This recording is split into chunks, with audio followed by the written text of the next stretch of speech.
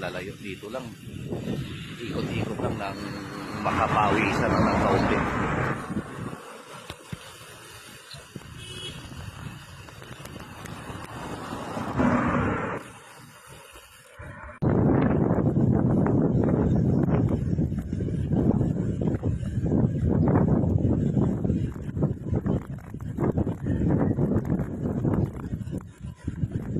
Ayan, naabutan din natin sila sa wakas.